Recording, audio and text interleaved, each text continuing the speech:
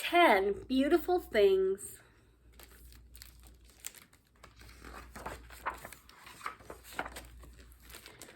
Lily ran her fingers across the Iowa map.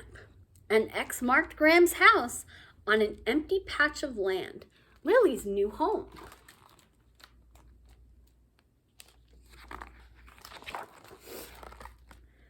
Graham's car tires hummed against the pavement.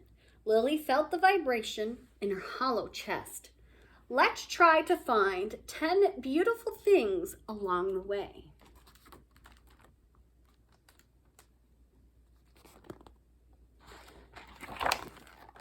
Lily turned her eyes to the window. There's nothing beautiful out there, she said. She struggled to fold the map, so it nestled into itself just right. You'd be surprised, Graham said.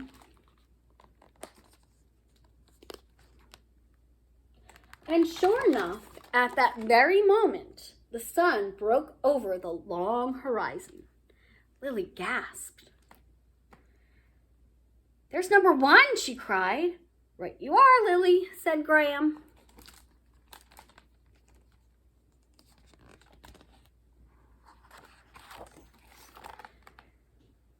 Fence posts brushed past. Graham flipped on the radio, trying to fill the silence. Lily felt the complaints starting in her belly again, coming up her throat and nearly out of her mouth. But then Graham shouted, number 2! A wind farm had sprouted in the field beside the freeway. Spinning windmill blades gleamed in the morning sun.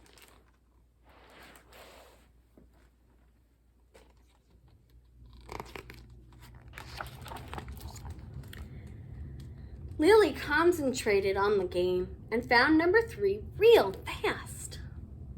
A red-winged blackbird perched on a swaying stalk of last year's corn.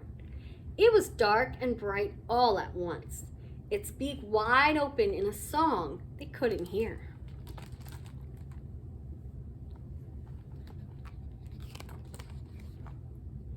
Later, Graham signaled and turned the car onto a smaller road. 2 more highways to go, she said. Lily popped a handful of crackers into her mouth, but food didn't fill up her hollow places. Graham cracked her window, and in rushed air and sound and cold. They crossed a bridge, and Graham chose number 4, the gurgly sound of a melting creek.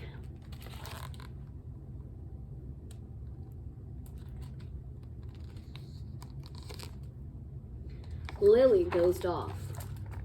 She woke up when Graham tapped her knee and pointed out a falling apart barn. That's not pretty, Lily said. That doesn't count.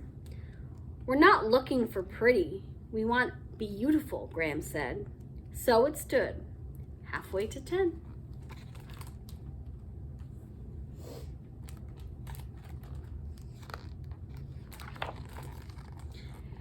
At a rest area, Lily bounced out of the car while Graham stretched her creaky body. Lily picked number 6. The smell of mud, she said, inhaling. Graham shut her eyes and nodded slowly. It's earthy and rich, she said. I never really noticed. Lily breathed in the mud smell and focused on just that. It poured itself into some of the empty space in her.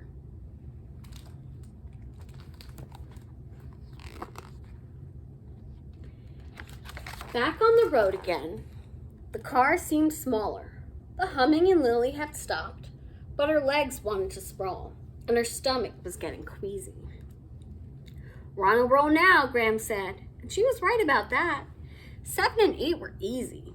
A cloud shaped like a swan, and a little brown calf that trotted beside the fence.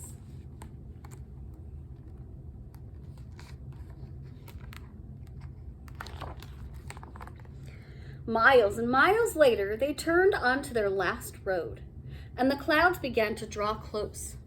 The sky grew dark, the earth rumbled. Suddenly, the air exploded in bright flashes. Cloud banks traded lightning back and forth, showing off. Number 9, Lily whispered. There was no room for other words.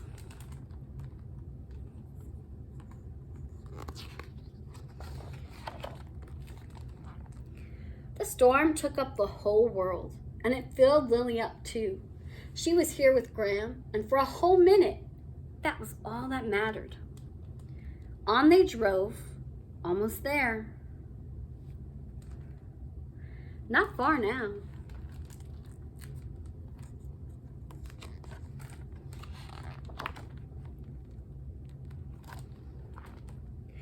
When they'd been almost there for a long time, Graham braked to ease the car down a crumbling driveway and parked in front of the farmhouse.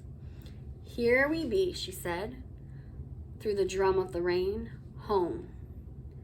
But we only made it to 9, Lily said, slumping in her seat.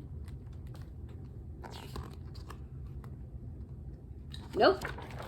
10. Easy. Graham came around with the umbrella and Lily stepped out of the car. We're 10, Graham said. Lily sank into her familiar hug. None of this was easy. Maybe it would never be easy. But she belonged with Graham now. She belonged here now.